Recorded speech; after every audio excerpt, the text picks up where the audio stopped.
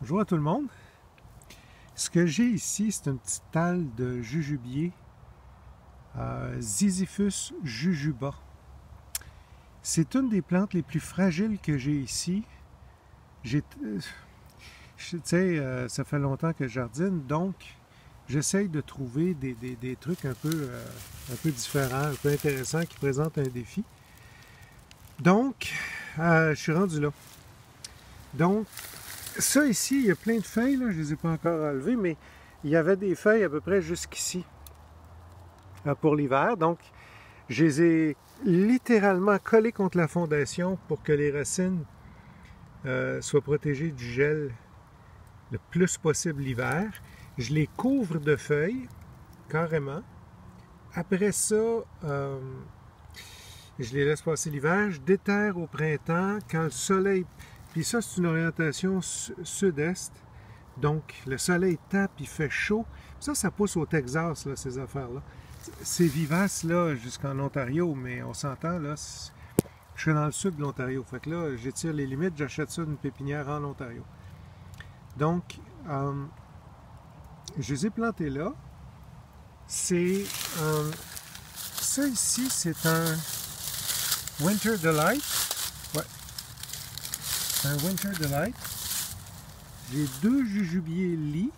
Ça, je pense que c'est un Sugar Cane, celui-là, le dernier. Fait que j'en ai 4 là-dedans.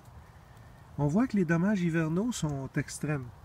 Celui-là n'est pas trop magané, mais ce lit-là, en fait, il y a une partie du porte-greffe que je laisse se manifester parce qu'il fleurit, ça aide la pollinisation. Lui, on va dire qu'il y a 3/4 qui sont morts. Ce deuxième lit-là, il est plus en forme, mais quand même, il montait peut-être 1,30 m, 1,40 m, puis là, quand même chanceux, il y a une branche assez haute qui a survécu, celle-là. Puis on voit que les fleurs vont se former à l'aisselle des feuilles. Fait que, puis ça pousse, quand ça commence à pousser, ça pousse assez vite. Ça va venir 2 mètres de haut, cette affaire-là. Mais il va falloir que je les rabatte pareil cet automne. Puis, le Sugar Cane, il a mangé une volée, il repart juste en haut. Il est en haut du porte-greffe. Tout le reste est mort, donc il est mort à 90%. Lui. Fait qu'on voit, on voit du dommage de gel ici, là.